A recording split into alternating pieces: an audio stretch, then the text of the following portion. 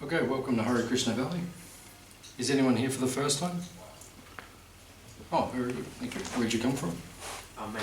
Melbourne, okay. It's a great holy place, Melbourne. Greatly spiritual place. Thank you for attending. Okay, so what we'll do, we'll just ask if anyone has any questions or comments which you'd like to ask about life, the universe, or anything like that. And then we'll see if we can answer any of your questions today based on your queries. That's it. Does anyone have any questions that they want to ask? A member of the Hare Krishna movement, anything you've ever wanted to know, something deep about spirituality or anything which is there?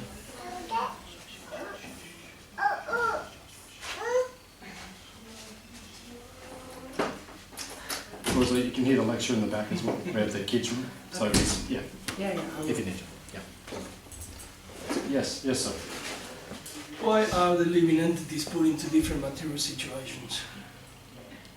Can you be a little bit more specific about them? You see the rich, the poor, the blind, the healthy, the athletic, the one in a wheelchair, the one who goes into a rich school, the one who goes to a poor school.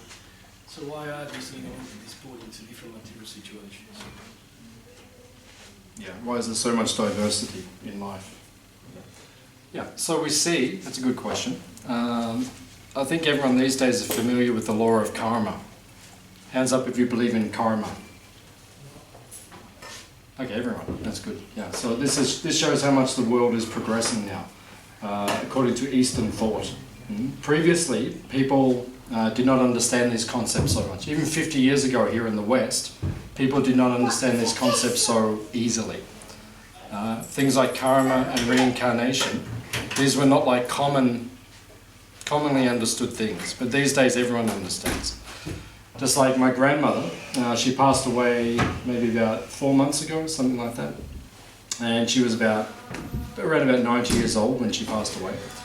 And when I became a Hare Krishna, over 20 years ago, then she didn't understand these things, karma and reincarnation and these things. These are like foreign concepts to her. But then, just before she died earlier this year, I was speaking to her and, we're having a discussion, and she said, "Oh, that's my karma." And I looked at her like, "Really? You understand?" Like that. So she worked this out, and she understands now. And practically everyone these days understands that there is karma in our lives.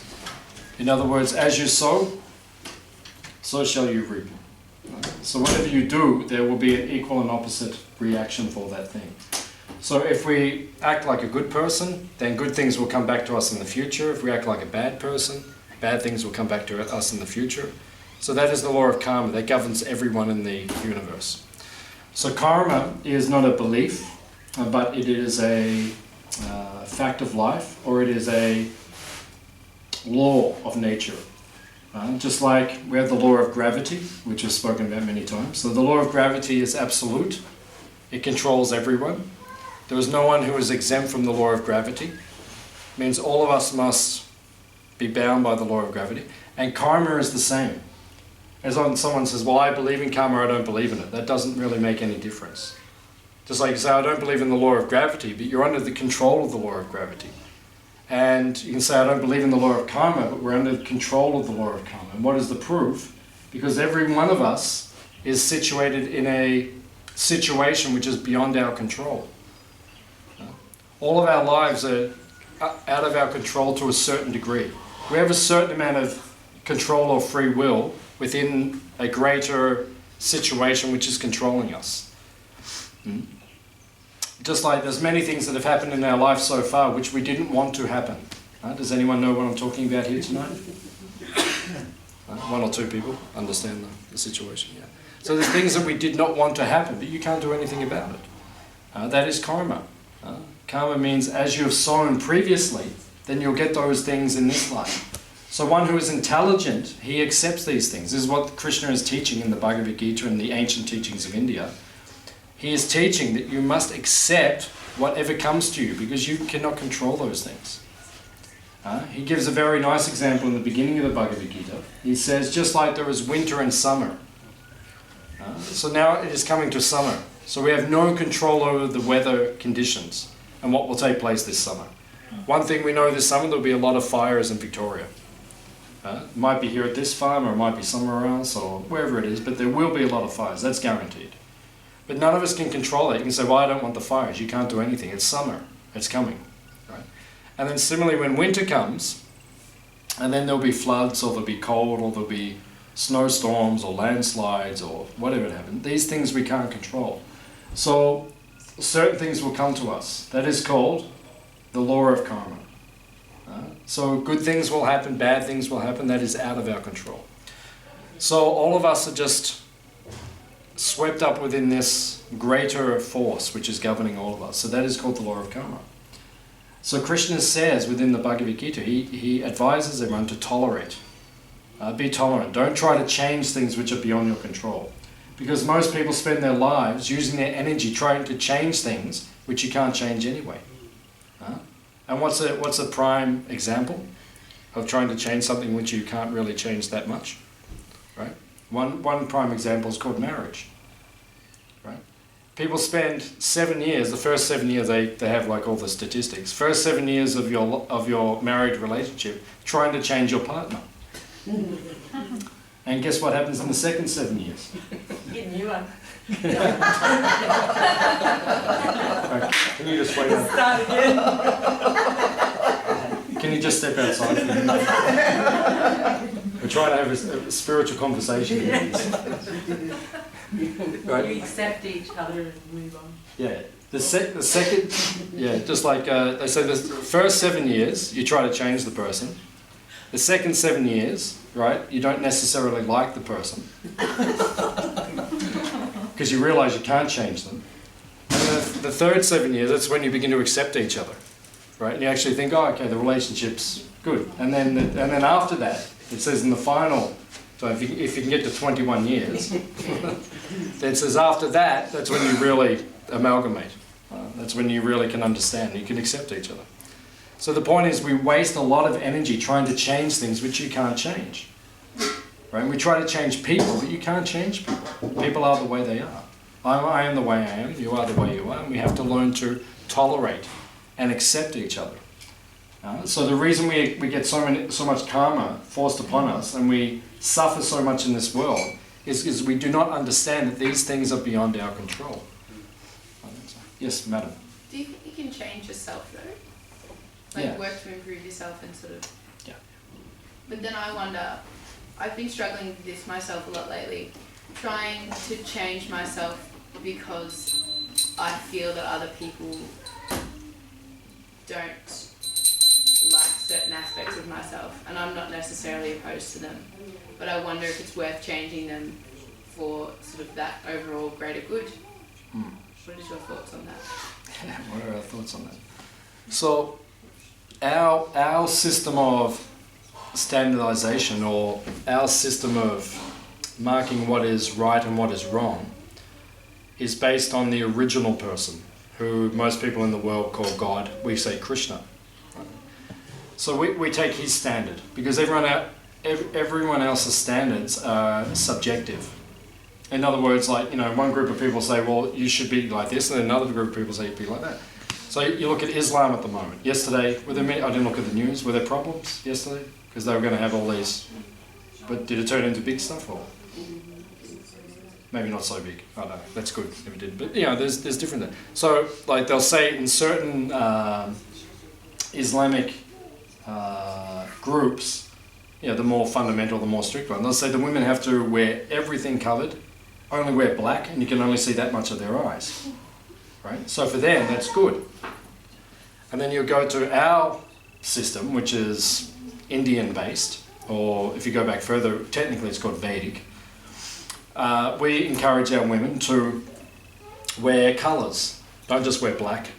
You don't just have to, like, you know, close your eyes off like that. You know, be feminine, be natural, be beautiful. You know, wear nice colours like that, but also be chaste. Cover your body. They wear sari, so they can't, you know, wear a long skirt. You know, just walk around in bikinis, and so you'll get like two extremes. One people will say, well, you know, wearing bikinis is the best thing for the woman. Right? The less she wears, the better. Right? Or if you go to the Burning Man festival in America. You've heard of that? Yeah, the Burning Man. So the best thing now is don't wear anything. Or wear paint. They all paint each other. Like, it's just paint. That's all you got on. Like that. And I say, oh, that's the best. And then the other people say, oh, that's the worst. So it's all subjective. So we go for the original, but what's his opinion? So his opinion is, you can see on all the pictures, that's kind of the balance that he strikes. He says, be moderate. Don't go too extreme. But, it's beautiful, it's colourful, it's fun. And when for example, when the ladies wear saris, how do they feel? Or you can ask the ladies, how do you feel? Feminine. How do you feel? Feminine. Feminine? That's nice. Yeah. How else do you feel? No thoughts. Their thoughts go away. When they wear saris, they have no thought. Feminine encapsulates it quite well, though. It does. But, you feel like when you wear a sari, you feel festive. You feel like, this is enjoyable, it's fun, it's like you're doing something. It's like, it's like... So that's why, Krishna himself, God himself, he chooses that is the best clothes to wear. Because when you put that on, then you feel like, okay, there's something going on. It's not over the top. It's not too sexually orientated, which is the problem with Western culture these days. Everything's too sexually orientated. We dress for sex, basically. And then they wonder why we have all the problems with domestic violence and women being exploited and raped and so many things. Because they're encouraged to dress in a way which is totally disturbing to men, and men encourage it, dress like that, and then there's all these frictions, and they say, oh, why did all that happen? So if we dress in a natural way, which is still beautiful, still feminine, still, so the woman feels liberated, but at the same time, it's a little chaste, a little, moderate way, then that's the best balance. So in terms of our qualities, what we should develop in our life, and how we should live, and how we should act and behave, our measuring stick is based upon the opinion of Krishna himself. So he says in the Bhagavad Gita, if you read his teachings, he says you should have certain qualities. He says, develop this quality, that quality, that quality. Remember as you drove in on the road? So we've got 12 qualities. Do you remember any of them? Peacefulness. Peacefulness, yeah, it's a good one. Right? Humility, that's a good one. Determination. Which one? Determination. Determination is a nice one, yeah. Wisdom, courage, self. Self-do. Okay, you get a free meal today. You have very good memory. Generosity. Generosity. Free dessert. Honesty. Honesty, yeah, that's honesty. Is there? Courage. Which one? Compassion. Compassion, very good. Self-discipline. Self-discipline, very good. Simplicity. Simplicity, yeah, I've got most of them. Yeah, generosity. What did you say? Free meal. Free meal. Yeah, that's a good quality to have. Like that. Lunch. Lunch, yeah. Hunger, like that. So these are the qualities which Krishna himself explains in the Bhagavad Gita. He lists around about 26 or so. He says these are the qualities that you should develop. So if someone's saying, oh, you should be like this or you should be like that, then go back to the original list. This is what we do. Because otherwise everything becomes completely subjective. Because one group of people on one side of the planet says, I'll be more outgoing and let go and be liberated. And the other one says, no, be much more conservative. So what does he say? That's our opinion. And, for my, best part of my life now, more than half of my life, I've lived by Krishna's teachings.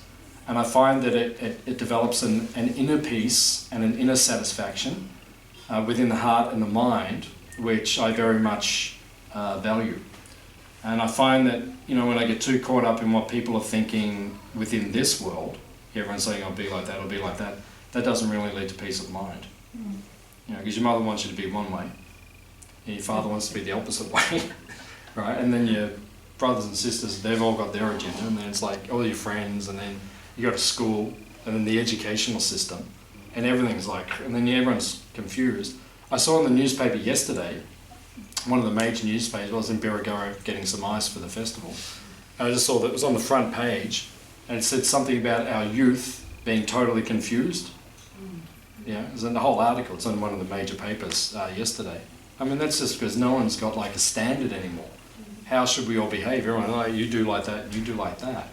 But there should be a basic standard, and that's coming from the most intelligent source. And he's saying, okay, everyone, just act like this, develop these qualities, and you'll all be happy. So at least for me, I'm finding that's working. and I'm going to stick with it because I don't want to be one of the faces on front of the newspaper. You know, Keisha was going crazy and he's like, he can't work himself out anymore. It's like, you know. And it's true, because if I left myself to my own devices, I would have problems like that. And that's another problem with the world these days. And people, okay, don't have a guru. Like in the Hare Krishna movement, just like these days, if you meet someone like in society, what do people say in Melbourne these days? When you meet someone, they say, which football team do you barrack for? Right?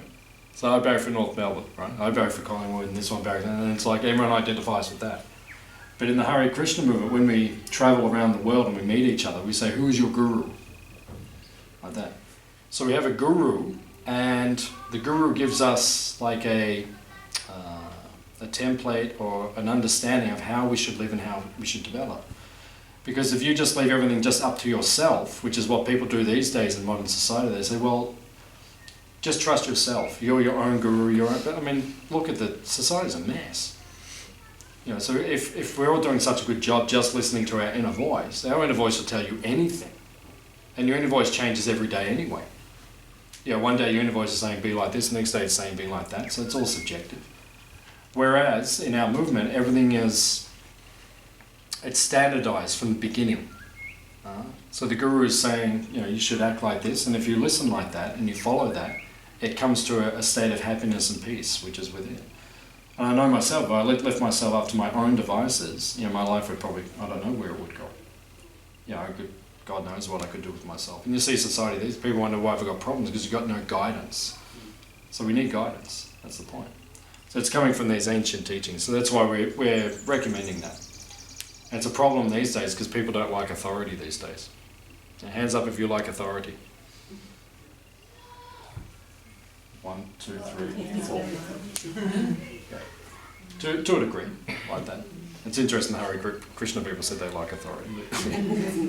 In general, people don't like authority. In general, right? So it's hard to find good authority. But if you can find good authority, good means authority based on spiritual wisdom, then your life becomes quite peaceful and quite directed. And you can navigate yourself through this crazy world as much as you can. So, does that answer what you originally asked about karma? Perfect. Okay. Any other questions from our esteemed audience today?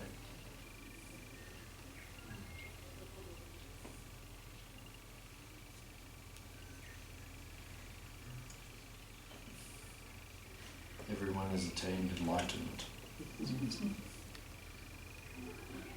Anything else? I was going to ask. Yeah. No. Teresa, please. You said about authority. How do you know you're getting the right guidance? I mean, what's the checks and balances to make sure that you're getting the right guidance? Because someone can come along and say, I know the way and do this and do that, but you know, so many times we get kind of led up the garden path. So how do we know it's bona fide? Okay, it's a very good question. Yeah. I'll look this way when I answer it. Is that okay? Yeah, that's fine. Because if I look that way, it's going to, and my neck will get stiff as well. So. But the question, yeah, very good question. How do we know that we're getting the right guidance? So it has to be based upon in our system, we have a three-way checking system. There's like a triangle or a pyramid shape. There's a three-way checking system. So we have guru, we have sadhu. Sadhu means spiritual people, and shastra means ancient teachings. So you have to have a check which goes amongst those three systems simultaneously. So if one goes off course, the other two can keep it back on course. So what might happen sometimes, as Tarini is alluding to, the guru may go off course. So then you have the ancient teachings and the spiritual people who will say, wait a minute, this is not correct. What you're saying is not correct. And then if the spiritual people start saying something which is wrong, then the guru and the ancient teaching will say, wait a minute, that's not correct. So in this way we keep everything always in check. And just like Dara was telling us, he went to Tasmania recently, and there's a guy down there who's saying he's Jesus, is that? The Messiah. The Messiah, oh yeah, he's the Messiah. So the Messiah's in Tassie at the moment. So I'm going down there after lunch today because I want to meet the Messiah. Like that. So you're welcome to come with me because apparently he's down there in Tassie at the moment. And what's going on? What's he doing down there? He's just writing stuff, Just writing stuff. posting it. He's got a like a website. Got a website. Yeah. IamTheMessiah.com. Testament of Truth. Testament of Truth. Mm. Okay, it's a good one. The name's good. Like that. But how do we know the guy's the Messiah? Like, you have to check with the other three. Okay, the Messiah, he's saying, I am the Guru. I'm saying, I mean, he possibly could be. But then we have to check with the ancient teachings. Is it consistent with, which is what has been taught for thousands of years in the ancient teachings? And is it consistent with what the other great spiritual teachers are saying? So if it is all consistent, then we say, okay, yes, this person is the Messiah. But if we start looking, I haven't looked at it yet, but if we look on the website, we'll probably see, I would imagine, we could be wrong, but if we start looking through, we'll see there will be inconsistencies there. And then we say, okay, wait a minute, that's not true. Just like a basic consistency, which must be there, all the great teachers, they teach ahimsa. So ahimsa means non-violence, which means basically in this day and age, it means to be vegetarian, not to kill animals unnecessarily. So then the Guru is saying, oh, it's okay to have chicken or fish or like recently, the Dalai Lama, who is supposed to be, well, he is the leader of Buddhism worldwide, but Paul McCartney, who is a very strict vegetarian. You know Paul McCartney?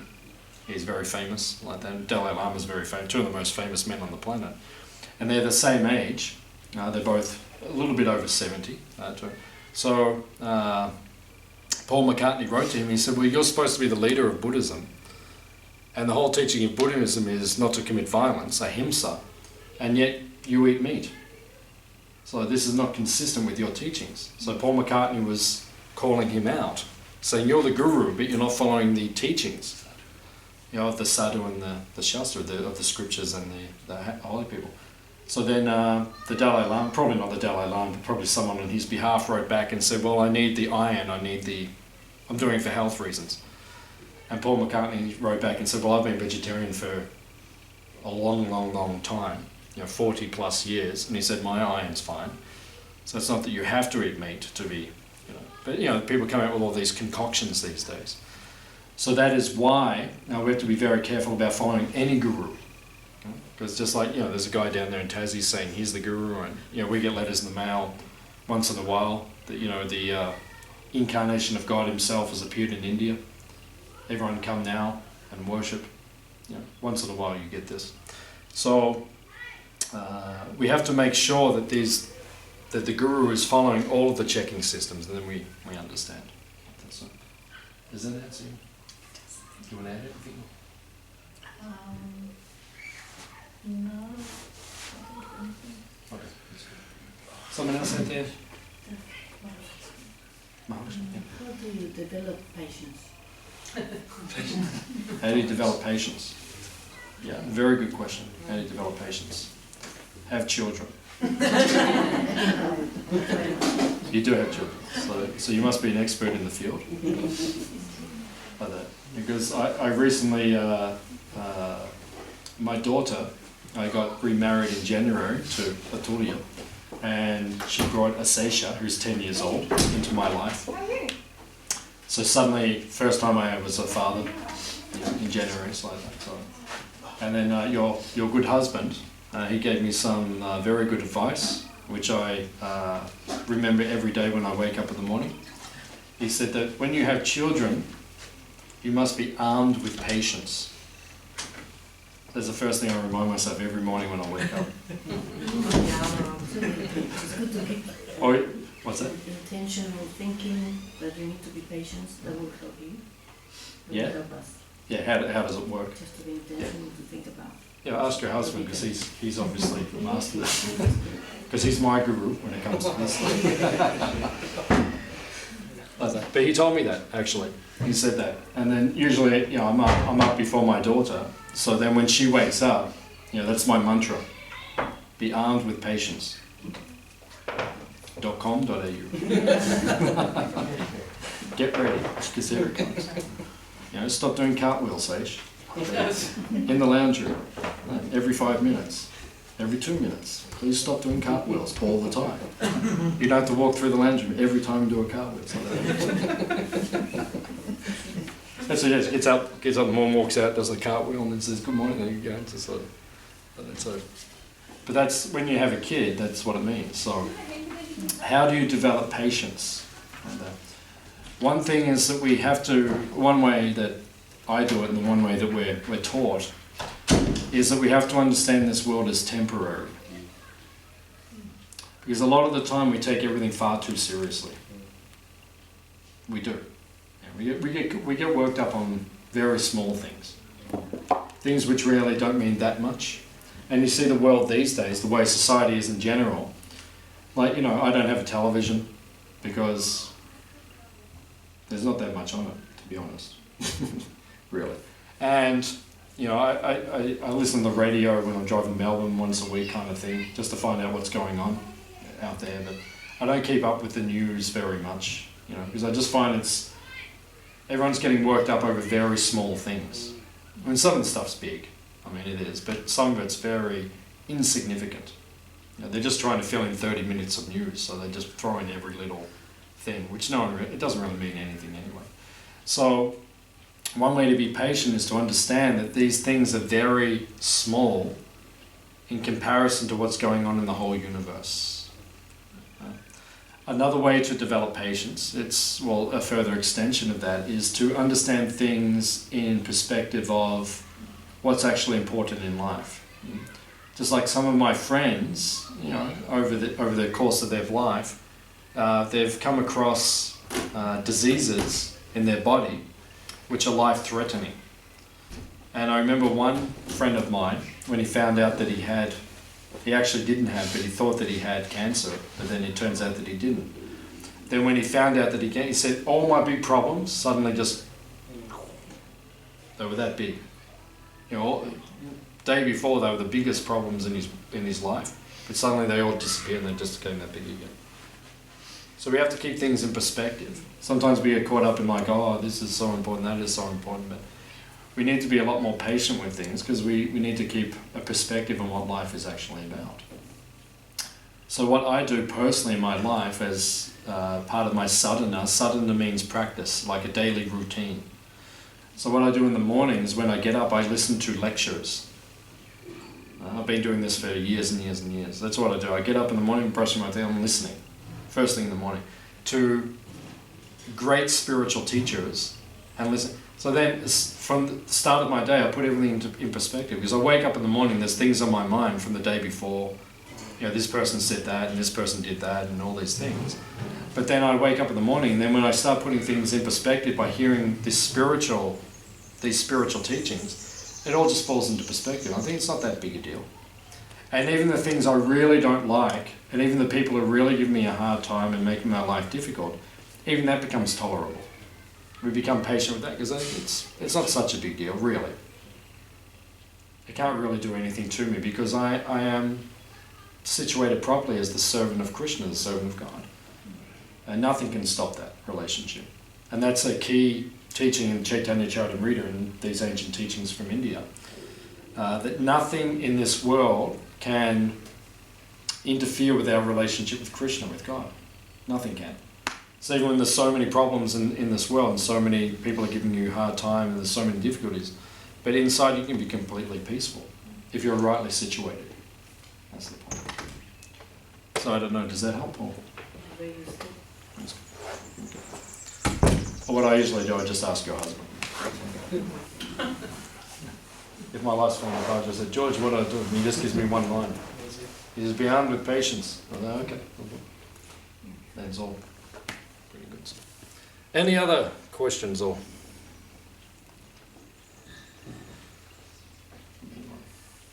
Very good questions so far. Were you brought up on meat when you were in your younger years? Pre Hare Krishna days. Yeah. Yeah, we had meat. That was just our diet. Just same as everyone else. It's grown, but we grew up eating meat. It wasn't like excessive, but yeah, it was regular. pretty much the same as most. Just, basically what everyone eats, like that. But then I think I was about 16, was it 17, 18, about 16 I think. And then I liked Prince. Prince. Yeah, Purple Rain. Oh, yes. Like that. Yeah. Like that. So he had some wisdom. I mean, he does some crazy stuff as well, but he's quite balanced in a lot of ways. But I liked him at the time because his music was big at the time. I liked his music. And then so I was reading about him and I found out he was vegetarian. And so when I found out he was vegetarian, because I'm young and impressionable, I was 16 or 17 or something like that, and I started reading into it, why he was, because he didn't like animals being hurt unnecessarily. And I already had that sentiment, but I wasn't strong in that sentiment. But then when I started reading about it, and then I started thinking about it, and then I thought, yeah, that's what I should be doing. So for the next couple of years, before I became a Hare Krishna, when I was about 19, then for those couple of years I was pretty much vegetarian, not 100%. I'd have my fall downs, or I would, my mum would make lasagna, and then it was like the devil coming towards me. I'm like, no, like that. And I did. I wasn't strict. But then when I became a Hare Krishna, then I chose to make that commitment to not eat meat ever again. And I can honestly say, because in the Hare Krishna movement we have 4 regulative principles, which I think I've explained before, you might remember. So there's 4 things when we become strict Hare Krishna practice. Just like yesterday at the Biragara catering, at the festival we were catering, serving our food to the people at the Biragara festival. We're doing that again today. There's Hare Krishnas down there serving. And we had 20 people deep, buying our food, just coming. And then one lady in the middle of the whole thing, I was serving her, and we had to move quickly. And she says, "So what do you have to do to become a Hare Krishna?" And I said, "I probably can't answer that right now, but if you come tomorrow to our feast, I could probably, give you a proper answer." So, as Hare Krishnas, we have 4 things which we choose to abstain from. First thing is we don't eat meat, which means fish, eggs, any flesh like that. We abstain from that. We don't have sex unless it's in marriage, and those of us who are very strict, we only have sex to have children, but we at least encourage within marriage for the general populace. And then we don't take any intoxication, which means any intoxicating substances, which means drugs, alcohol, cigarettes. And then those of us who are very strict don't have tea or coffee. And those of us who are really, really, really, really, really, really strict don't have chocolate. There's 2 Hare Krishna movements. There's the chocolate Hare Krishnas and the non-chocolate Hare Krishnas. And then there's the final one that we don't eat meat, illicit sex, intoxication, and the last one, we don't gamble. Like that. So when I became a Hare Krishna, then 3 of them, eating meat, I've never once thought, since I stopped eating meat years ago, I've never once thought of eating it again, not even once. Just that would never enter my mind. Plus, because our food is so good. Those people came to us at that catering job yesterday, and I must have heard a dozen times just at least. People said, "I've been waiting all year to have this cauliflower pakora." People got this look in their eyes, It's like, we've been waiting all year for this, And we're like, "Well, just come up here. You can have them whenever you want." It's like, it's not a big deal. So yeah, eating meat just never been a problem. Intoxication, I've never had a problem with. I didn't take a lot of intoxication before I was a Hare Krishna. I used to drink alcohol with my friends. Socially, I wasn't heavily into it, but I did drink. I never took any drugs. I've never taken any drugs, fortunately. But I've never once thought of drinking a beer or anything like that. Just doesn't have any appeal like that. And gambling, never once thought. I never gamble much anyway. It's just like Melbourne Cup or something like that. But I've never once thought of that. The only thing people really struggle is sex. You know, that's the most powerful pleasure in this world. So that's the only thing which, you know, all of us, so as long as you've got a material body, you will have that desire until you become liberated from this body, which means self-realized, which I haven't hit yet, I haven't got to that level yet. So, you know, sex desire is still there. But it's far less than what it was before I was a Hare Krishna. Because when you follow a process, a spiritual process, these material desires naturally wash away or naturally minimize or naturally melt away. So, you know, all those desires, they're becoming less in time. So, yeah, I mean, we did these things before, but now it's just, they're very unappealing. You know, we just don't think, you know, to eat meat and those things again. And there's different reasons why people commit themselves to being vegetarian. But unless you commit on the deepest level, which means that you will not eat meat because it is inflicting violence and pain on another living entity. You know, if you're just doing it for yourself, like, oh, you know, because it makes my body feel better, or, you know, if it's a less superficial, you won't commit to it, you know, on and on and on. But if you can go on the deepest level, then you can maintain it for your whole life and that. So, you know, we could never eat meat because, you know, just the thought of putting another living entity, an animal, through that much pain, that's just, I couldn't do that. That's just like, it's the height of selfishness. So, you know, I couldn't live with myself too. Yeah, well, if most people saw the actual act of an animal being killed in front of them and then they said, right now you're going to eat that, I don't think, you know, I think a lot of people would become vegetarian, wouldn't they? Most people. People are desensitised. Packaged in a nice little package. Yeah. Yeah, Paul McCartney said that if the abattoirs had glass walls, then everyone would be vegetarian. That's right. Not everyone, because a lot of people are crazy these days. But a lot more people would be. So. Any other questions? Yes, madam. How we can control our anger?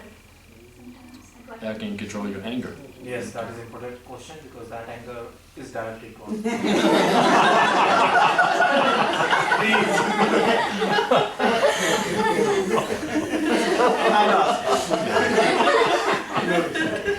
So you need a really good answer.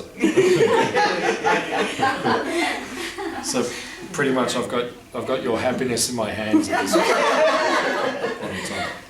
There's a lot hinging on the next 5 to 10 minutes. Let's put it to it. Yeah, it's a very good question. Very good question. So anger management, like that's a big subject these days. I Like have that. 2 beautiful kids. You have I 2 have beautiful kids. but I cannot control my anger sometimes. After that I feel guilty, but I cannot control my anger sometimes. Yeah. Sometimes. Yeah. Yeah. Yeah, so anger management, you can make a lot of money these days by dealing with people's anger management. It's becoming a bigger problem in the world these days. And everyone has anger. Anger is a part of life. Anger is a natural emotion. And anger is good when it's used at the right times. It's not a bad thing. There's nothing bad about anger, but it must be used at the right times. And in our ancient teachings, it says that if you want to be peaceful, hands up if you want to be peaceful. Yeah. So as you drove in, peacefulness was one of the signs, right? So if you want peace, in the ancient teachings, it says first you must control 6 things. Right? You must control your tongue. Means you can't just eat anything and everything. People who do that, they can't control themselves. They become disturbed. You have to control your belly, because some people just like to eat more and more and more and more like that. And if you do that, you'll also not be peaceful. And you have to control your genitals. And you see people who can't control their genitals, they're not peaceful.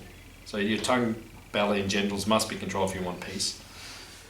And then it says, your mind, you must control your mind if you want peace. A lot of people just have not control of their mind these days.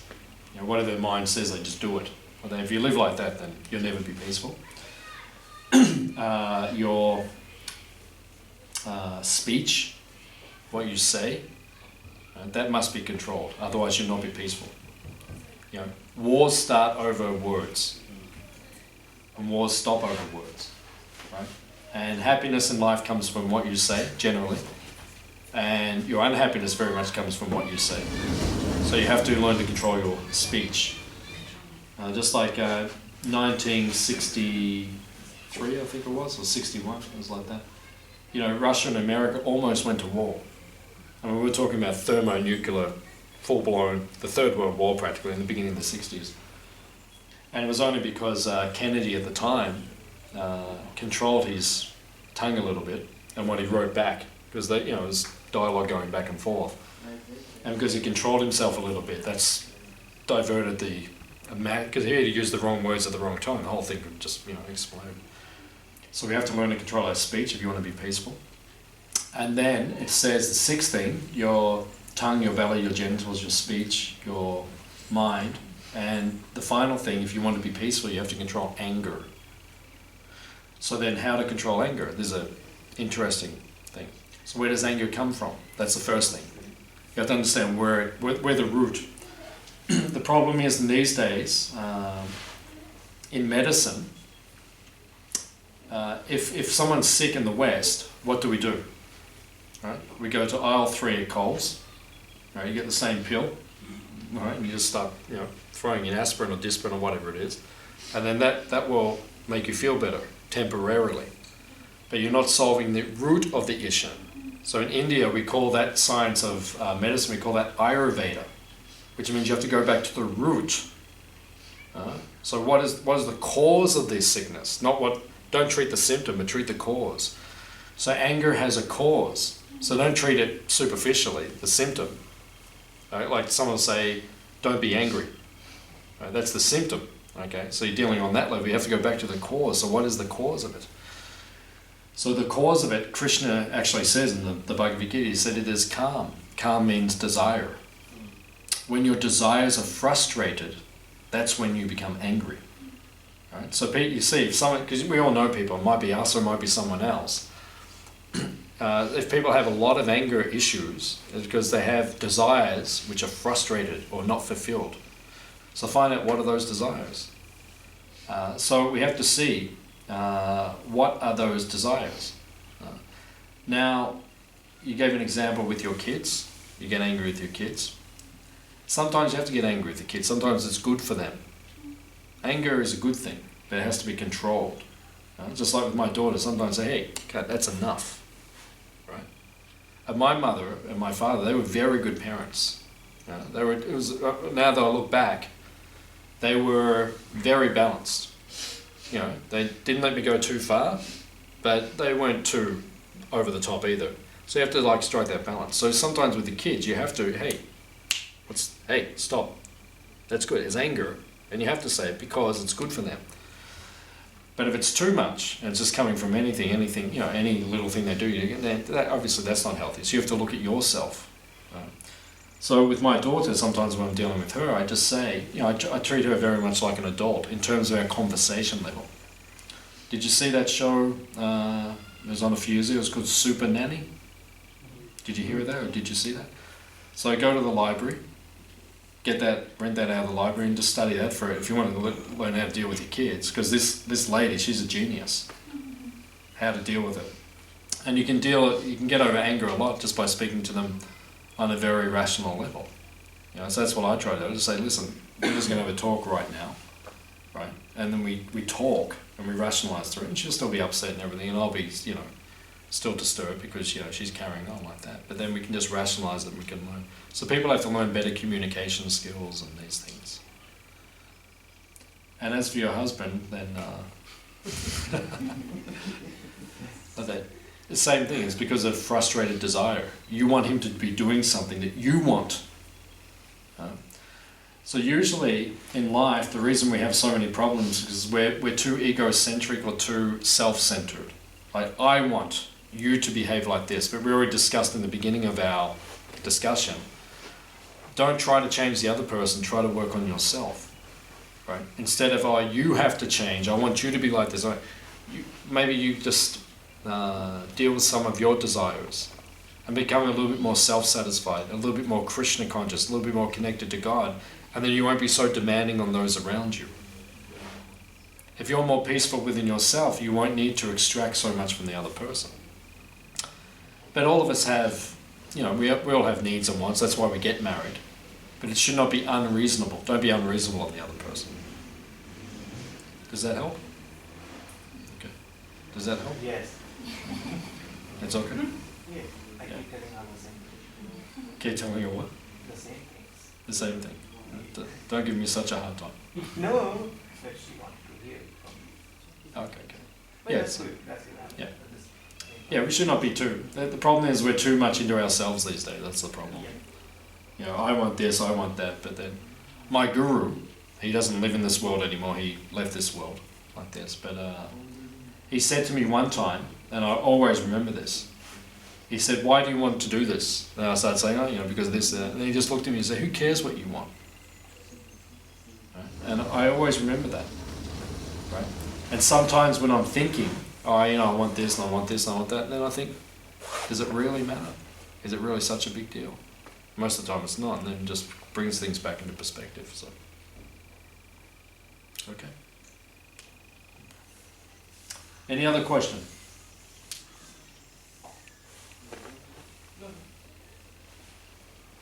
Very good questions today.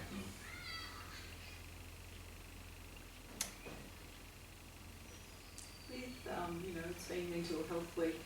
I don't know if that was nationally around Australia or Melbourne, Victoria, but it's been on Channel 2 a lot. What do you think about the medication of, things like anxiety and depression? Seems to be these days a lot of people a lot of people are on medication to deal with these emotions.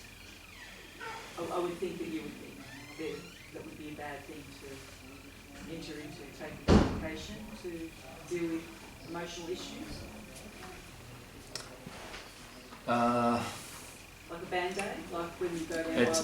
It's a case by case. You have to take each circumstance case by case. So when I heard the statistics recently, how many people in Australia? It's 23 million, I think now. I think that's the statistic. Yeah, I think Australia's 23 million. I think that's the population. 450,000 people out of the 23 million are on antidepressants. So I was quite shocked when I heard that. I was on the radio and then nearly drove the car off the road. And I thought, wait a minute, I have to bring it back. But I was shocked, to be honest. But that just shows where society is at. Now you have to look at each case individually, case by case. A lot of people these days, and I think this is my, just from my life experience, I would say a lot of the problems these days are coming from the food we eat, because the food is not pure, not compared to what it was previously, and it's having an effect. And we're not just talking about like what we're eating; it's what our parents ate and what their parents ate. It doesn't have the minerals content you need. Yeah, and I think there's things going into the human body and then into the human brain and so forth. It just seems to me that a lot of people have chemical imbalances these days, and you may even be born with these things. So we have to take things, I think, on a case-by-case circumstance. We can't just say, everyone just stop taking these things, because for some people, to deal with their mental health issue, to have a certain amount of medicine, Western medicine or some, whatever they're prescribed, to help them be balanced.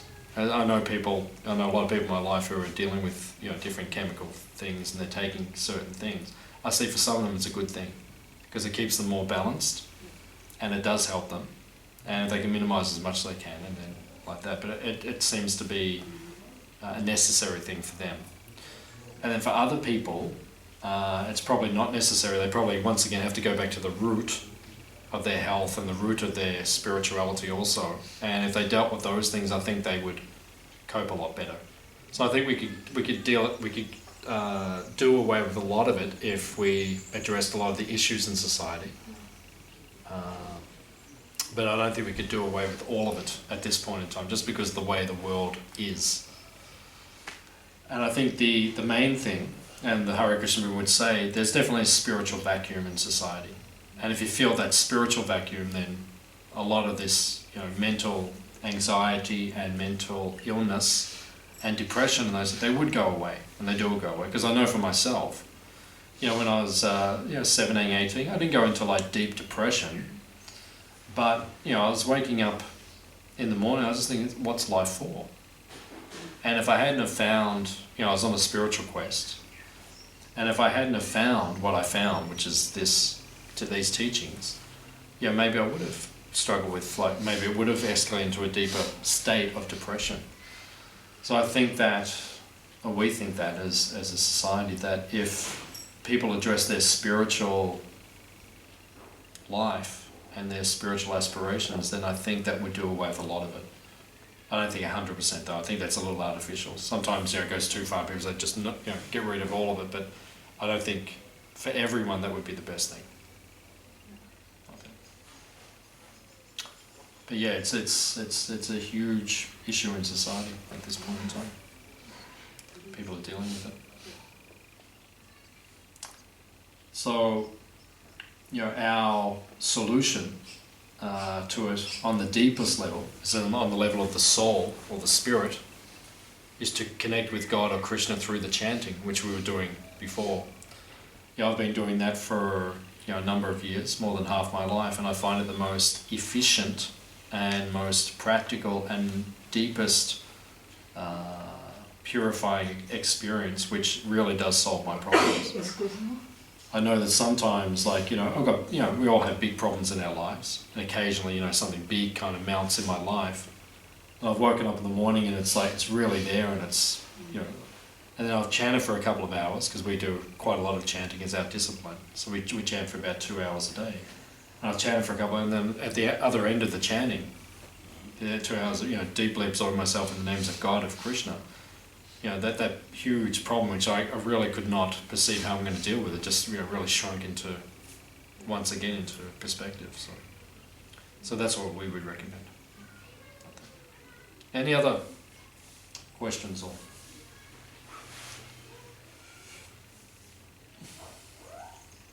Very good questions today. Very enlightened audience. We might even give you something nice to eat at the end of all this. Being such an enlightening audience. So, anything else?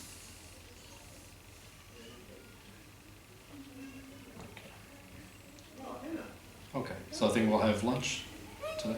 Is anyone hungry? Okay, so we have something else. You're hungry or you've got a question? No. Hungry. Okay, no problem. Okay, so I think we'll eat outside because it's a beautiful day. So we'll work out where we're serving it. We're serving out down there or down there, and then we'll get our meal. We can just sit on the grass and have a picnic. Thank you very much. Hare Krishna.